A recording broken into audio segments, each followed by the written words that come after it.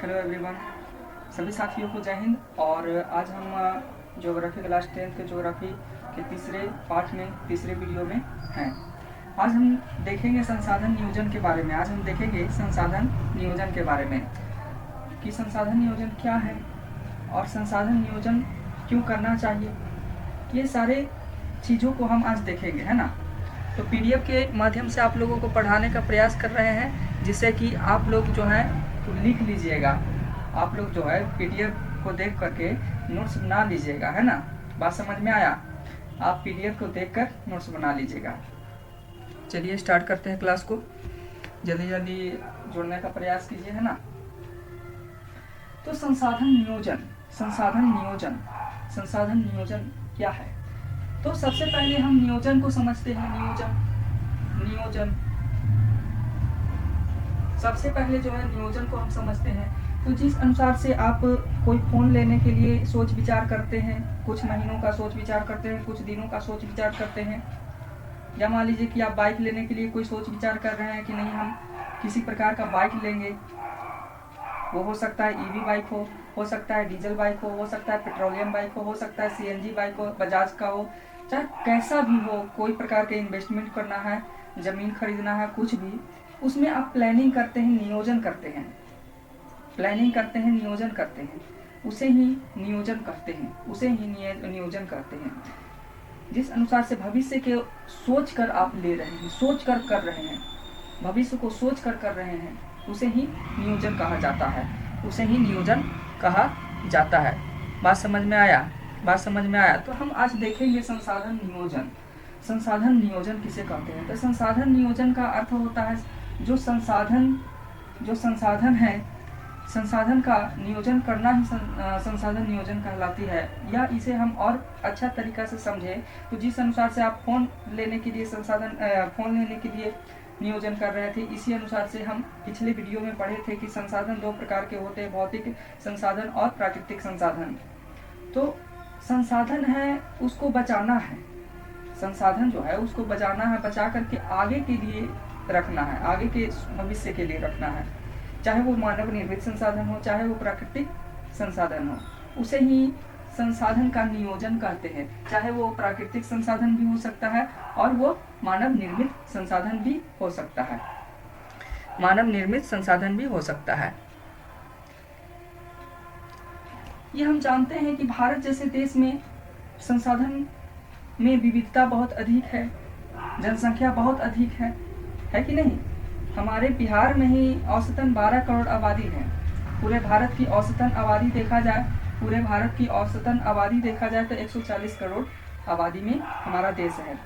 तो हमारे देश के राज्यों में विविध प्रकार के संसाधन उपस्थित हैं। विविध प्रकार की विविधता का मतलब होता है कि अलग अलग विविध प्रकार के संसाधन जो है उपस्थित है। और ये संसाधन जो है हम इस्तेमाल भी अत्यधिक कर रहे हैं और जनसंख्या भी बहुत ज़्यादा अधिक है। जिस अनुसार से आप यूएसए देखते हैं, रसिया देखते हैं, इजराइल देखते हैं, ईरान देखते हैं, इराक देखते हैं, उन लोगों के पास अत्यधिक संसाधन है लेकिन जनसंख्या बहुत ही कम है, जिसके कारण से उन लोगों का विकास बहुत अधिक हो गया है। लेकिन हमारे देश में संसाधन भी सीमित है और जनसंख्या जो है असीमित है, जिसके कारण से हम लोग जो है वो संसाधन का संरक्षण करने में असमर्थ होते हैं, संसाधन को नियोजन करने में असमर्थ हो जाते हैं, प्लानिंग नहीं कर पाते। जब आप मान लीजिए कि आपके पास पैसा ही नहीं रहेगा, पैसा आप 1000 रुपया लाए, 1000 रुपया में 1000 खर्च हो जा रहा है, तो क्या आप उसका नियोजन कर सकते हैं, बचत कर सकते हैं, प्लानिंग कर सकते हैं?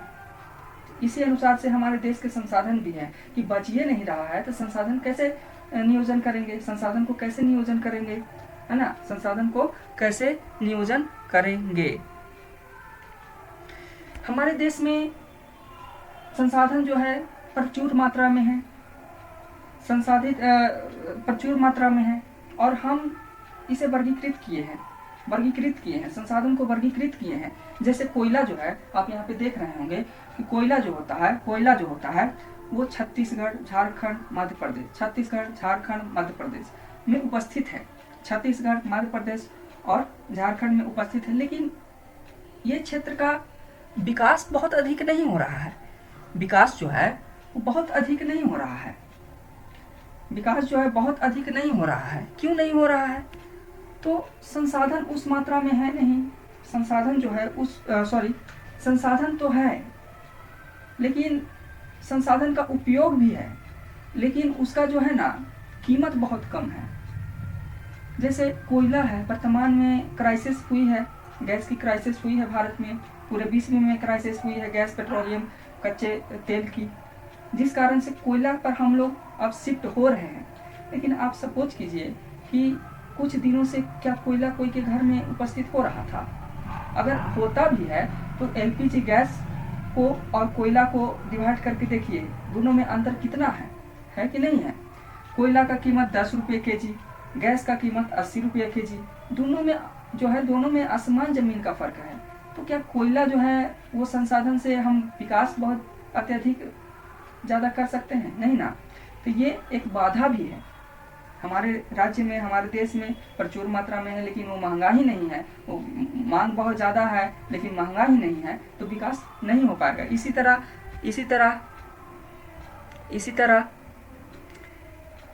तरह बिहार में चूना पत्थर है। बिहार में चूना पत्थर है बिहार में चूना पत्थर है।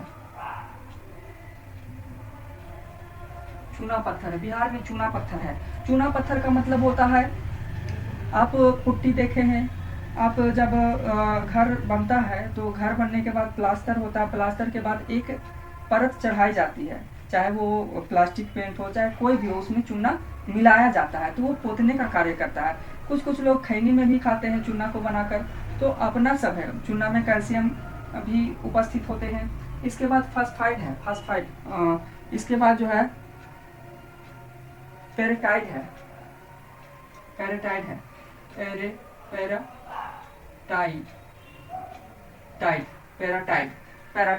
इसके बाद बिहार में पैराटाइट है, चूना पत्थर है, पैराटाइट है, चूना पत्थर है, पैराटाइट है। और इसके बाद देखा जाए आंध्र प्रदेश में, इसके बाद देखा जाए अरुणाचल प्रदेश में, इसके बाद देखा जाए अरुणाचल प्रदेश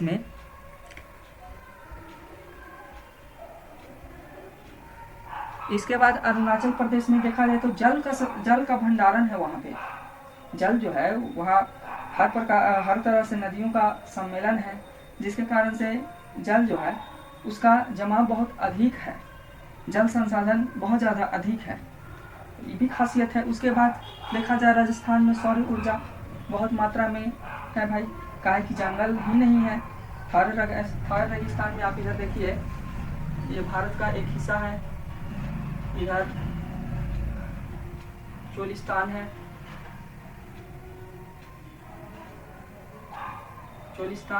इधर पाकिस्तान, इधर है थार रेगिस्तान। अब बताइए कि थार रेगिस्तान में हम लोग सोलर प्लांट को नहीं स्थापित कर सकते हैं।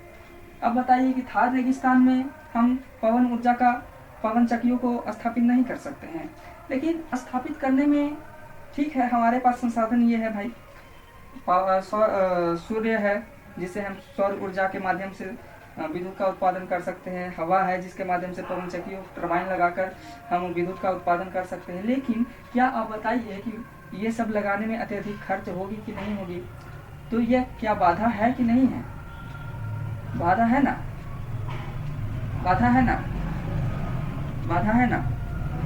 तो ये सब एक बाधा है, ये सब एक बाधा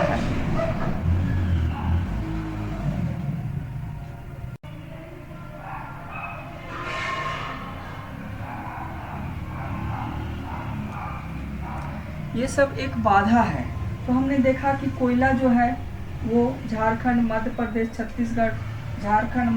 और छत्तीसगढ़ जैसे राज्यों में उपस्थित है। और हमने देखा बिहार में चूना पत्थर और पैराडाइट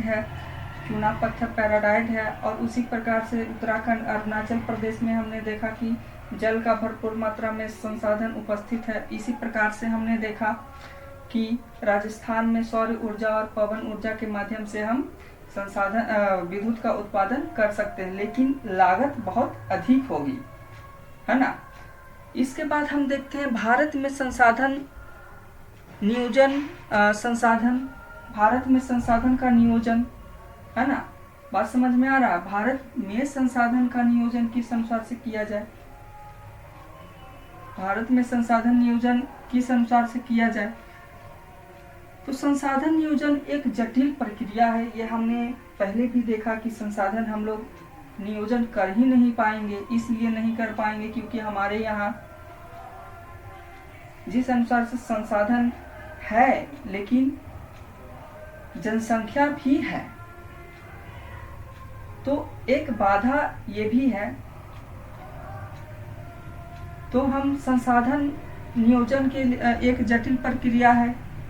इसके लिए आवश्यक क्रियाकलापों की आवश्यकता होती है। ये क्रियाकलाप जो है संसाधन नियोजन को सोपान मतलब क्रमबद्ध, संसाधन प्रक्रिया को क्रमबद्ध तरीके से की जा सकती है। अब कहने का मतलब ये है कि संसाधन एक चार्ट बनाते हैं, सीढ़ी देखे हैं। अब संसाधन का नियोजन हम डायरेक्ट तो नहीं कर सकते हैं, इतना कॉमन है कि संसाधन जो है उसका नियोजन हम डायरेक्ट नहीं कर सकते, लेकिन क्रमबद्ध तरीका से सोपान तरीका से हम कर सकते हैं। जैसे हम जब पढ़ाई करना चालू करते हैं तो क्या डायरेक्ट कमल लिखने आ जाता है? डायरेक्ट कमल लिखने नहीं आता है, लेकिन क ख ग घ इस अनुसार से पढ़ते हैं। फिर उसके बाद कोई भी सेंटेंस, कोई भी वर्ड को हम लिखना चालू कर देते हैं, लिखना जो है वो चालू कर देते हैं। तो कहना है कि हम लोग जो है उस संसाधन को क्रमबद्ध तरीका में नियोजन कर सकते हैं। जैसे पैसा है, हम लोग कहते हैं कि बूंद बूंद तालाब भरता है, बूंद बूंद तालाब भरता है। इसी अनुसार से हम बूंद बूंद करके संसाधन को नियोजन कर सकते हैं, संसाधन को बचत करके प्लानिंग कर सकते हैं, है ना। बात समझ में आया? यहाँ तक बात समझ में आ गया होगा।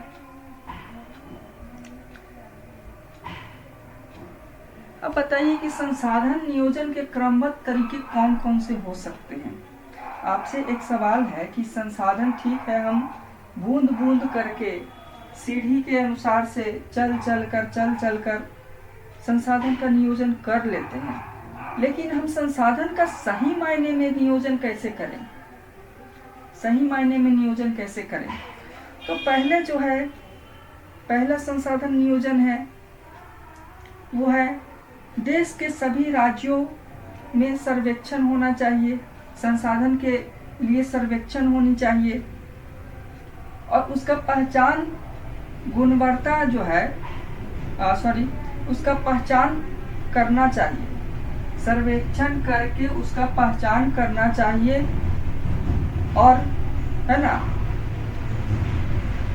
सभी राज्यों में सर्वेक्षण कर पहचान करना चाहिए कि संसाधन कहाँ पे है, कहाँ नहीं है। यदि नहीं है तो उसको कैसे सुधारा जाए, वहाँ पे कौन सा संसाधन को उपस्थित करवा दिया जाए।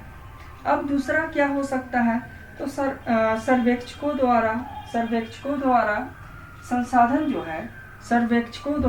संसाधन जो है उसका गुणवत्ता और मात्रा को स्थापित करना और मैप में दर्शाना कि संसाधन कहाँ कहाँ पे है और भविष्य में वो मिल सकता है। जिस अनुसार से हमने ये किया भी है कि हिमालय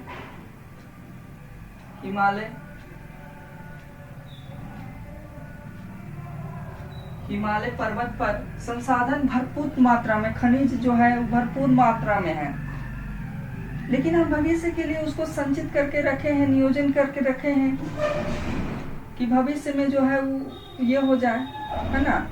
और तीसरा कारण क्या हो सकता है, तो संसाधन विकास के लिए, तीसरा कारण जो क्या हो सकता है, संसाधन विकास के लिए, संसाधन को विकास करने के लिए प्रौद्योगिकी, टेक्नोलॉजी। प्रौद्योगिकी का मतलब होता है टेक्नोलॉजी, प्रौद्योगिकी का मतलब होता है टेक्नोलॉजी। टेक्नोलॉजी संस्थाओं का निर्माण करना, जो वह इस चीज़ में रिसर्च करते रहें, खोज करते रहें, टेक्नोलॉजी लाकर मानवीय संसाधनों का इस्तेमाल करते रहें, निर्माण करते रहें। ये भी एक संसाधन नियोजन में सहयोग निभाता है ना। बात समझ में आया। चौथा क्या हो सकता है, तो राष्ट्रीय विकास योजना और राष्ट्रीय विकास योजना और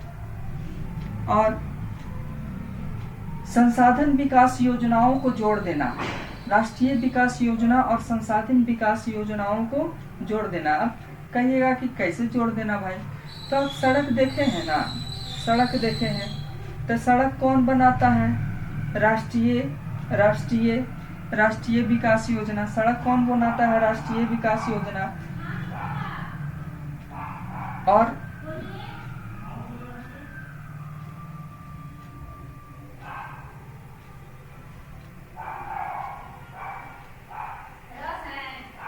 हाँ आंटी, तो आप हम कहाँ थे, हाँ, तो हम लोग ये देखते हैं ना कि संसाधन जो है, सड़क निर्माण जो है वो राष्ट्रीय योजनाओं द्वारा किया जाता है। लेकिन क्या सड़क निर्माण में इंसान ही लगते हैं, ऐसा नहीं ना है। सड़क निर्माण में तो बोला जाए तो कच्चे माल लगते हैं, जैसे बजरी लगता है, रोड़ा लगता है, गिट्टी लगता है, सीमेंट लगता है, जितने भी प्रकार के हैं भाई प्राकृतिक संसाधन वो लगते हैं। तो हम ये दोनों को जोड़ दें, संसाधन नियोजन को और राष्ट्रीय क्या था, हाँ, संसाधन योजना को और राष्ट्रीय योजना को अगर जोड़ दे, संसाधन नियोजन योजना और राष्ट्रीय योजना को जोड़ दें और जोड़कर जो कच्चा माल बहुत अधिक लग रहा था, संसाधन का दोहन हो रहा था, उसको कम कर दें, तो क्या सही ये नहीं है? क्या ये सही है या नहीं है? आप बताइए, आप बताइए, क्या ये सही है, क्या ये गलत है, क्या ऐसा होना चाहिए या नहीं होना चाहिए, है ना। तो ये है संसाधन नियोजन में चार मुख्य बिंदुएं हैं जो लिखा हुआ है ना। आपके परीक्षा में ये पूछा जाएगा कि बताइए कि भारतीय संसाधन नियोजन में या संसाधन नियोजन में कुछ बिंदुओं पर चर्चा करें, तो आप ये सारे जो टॉपिक है उसको आप लिख सकते हैं, है ना। अब हम आते हैं संसाधन का अंतिम टॉपिक जो है सतत विकास।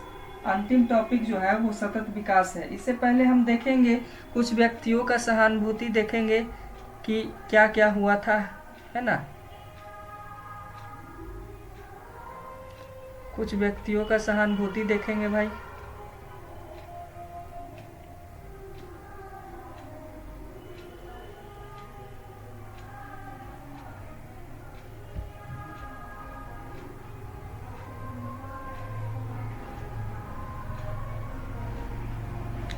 ये हम जानते हैं कि संसाधन नियोजन जो है आज़ादी के बाद पहली पंचवर्षीय योजना से ही चला दी गई थी, क्योंकि हम जानते हैं कि संसाधन अगर नहीं होगी तो हमारा जीवन वो अच्छा तरीका से नहीं चल सकता। अगर गाड़ी नहीं रहेगी, गाड़ी ठीक है, गाड़ी हमारे पास है, लेकिन उसमें ईंधन जो डला रहा है, जिससे गाड़ी जो है दौड़ रही है, चल रही है, वो ईंधन ही खत्म हो जाएगा तो कोई उसका अस्तित्व है क्या? अस्तित्व है नहीं ना है। तो हमने लोग जो है संसाधन का नियोजन पहले पंचवर्षीय योजना जो है 1951 से ही हम लोगों ने कर दिया था, है ना। संसाधन का नियोजन हमने शुरू कर दिया था। संसाधन का संरक्षण, सतत विकास बोल दिए, इससे पहले हम लोगों को संसाधन का संरक्षण पढ़ना है। तो संसाधन का संरक्षण प्राचीन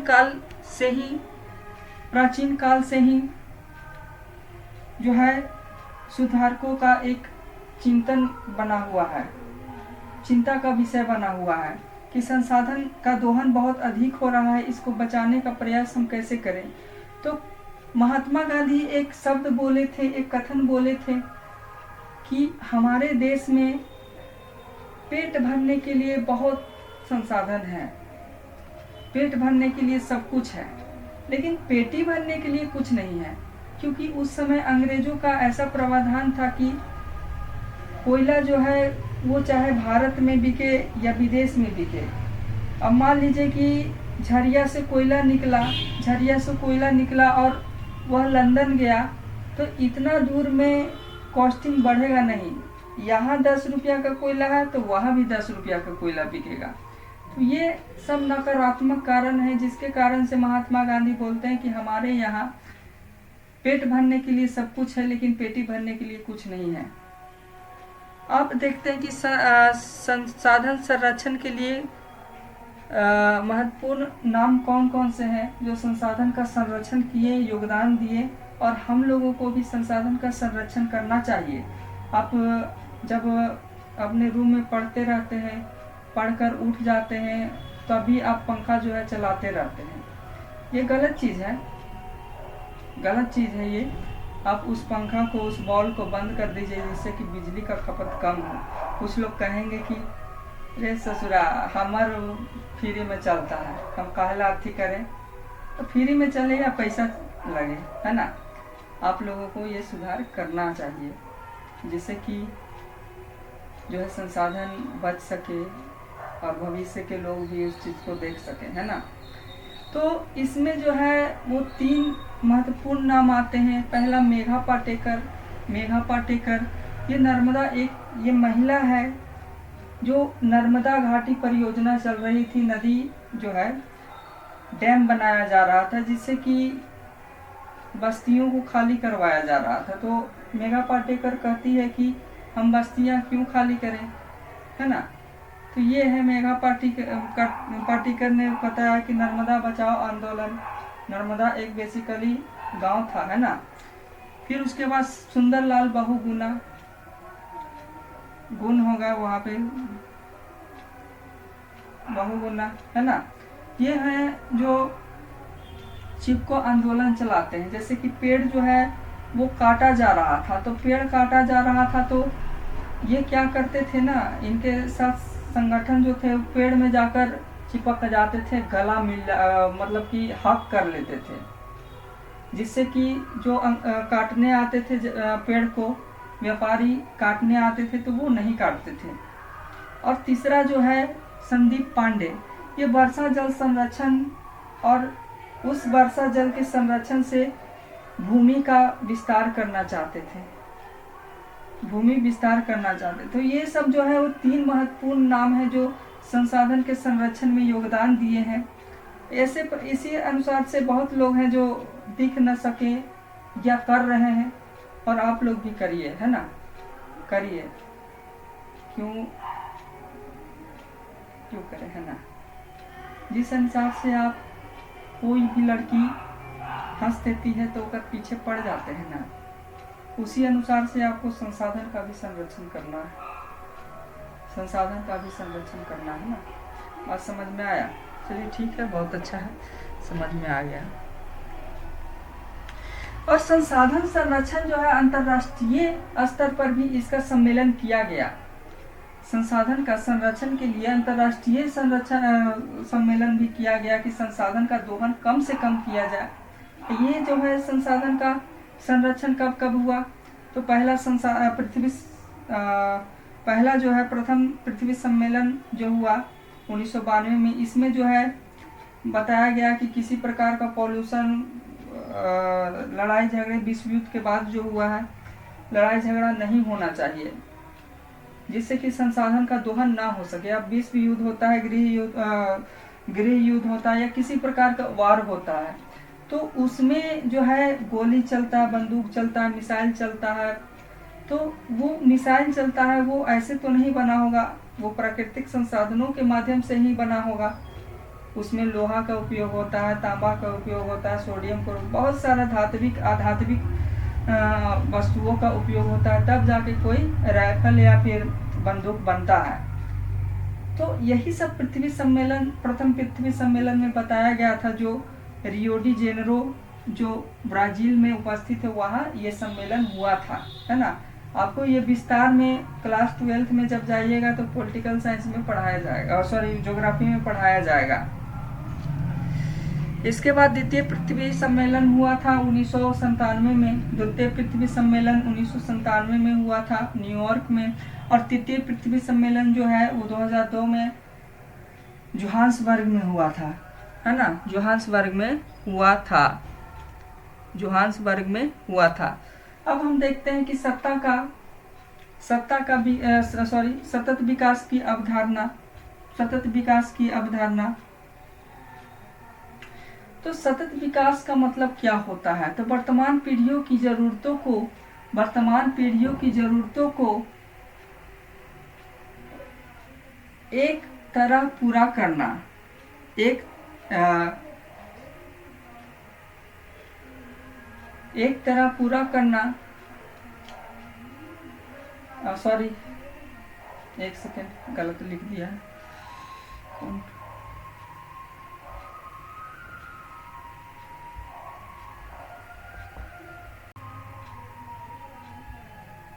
हाँ, सतत विकास किसे कहते हैं? तो सतत विकास वर्तमान पीढ़ियों को ऐसी तरह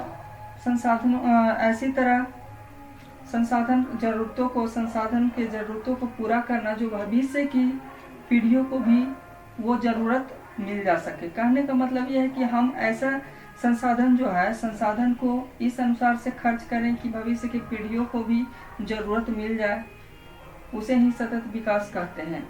सतत विकास कहते हैं। अब आपसे एक सवाल पूछते हैं कि क्या हम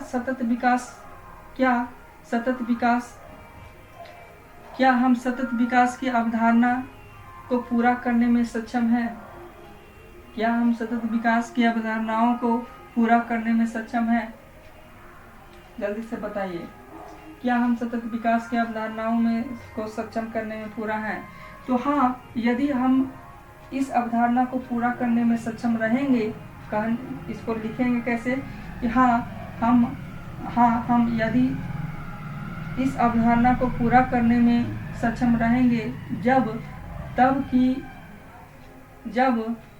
तब कि संसाधन का दोहन ना करें और संसाधन का संचय करें या संचित करें, जिससे कि सतत विकास की अवधारणाओं को हम भरपूर मात्रा में बनाए रखें। उसके बाद आपसे एक और सवाल पूछते हैं कि सतत विकास की अवधारणा को कैसे बनाए रखें।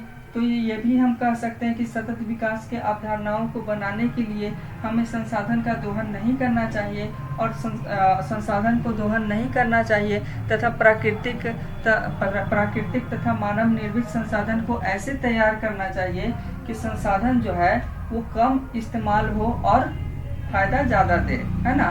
तो आई होप, हमको लगता है कि आपको ये क्लास समझ में आया होगा। और ये जो है कॉम्प्लिकेटेड था, थोड़ा कॉम्प्लिकेटेड था। एक प्रश्न 5 नंबर का क्वेश्चन यहाँ से पूछा भी जाता है कि सतत विकास की अवधारणाओं को समझाइए। इसको हाईलाइट कर लीजिएगा और पीडीएफ जो है वो आपको तो दिख ही रहा है, नहीं दिखेगा तो हम प्रयास कर रहे हैं वेबसाइट बनाने का, वहीं पे हर पीडीएफ जो है वो आपको मिल जाएगा। अब बताइए कि व्हाइट बोर्ड पर इस अनुसार से पढ़ाएं या पेन टैब के माध्यम से लैपटॉप से पढ़ाएं। अब आपको ये निश्चित करना है, कमेंट कीजिए, है ना। और इस वीडियो का अभी तक बने हुए हैं तो लाइक कीजिए, सब्सक्राइब कीजिए और शेयर कीजिए। कुछ अगर नहीं समझ में आया है तो उसको आप मैसेज कीजिए, सॉरी कमेंट कीजिए। उसके बाद हम फिर से आपके लिए बनाएंगे इस वीडियो को और समझाने का प्रयास करेंगे, है ना। जय हिंद, जय भारत।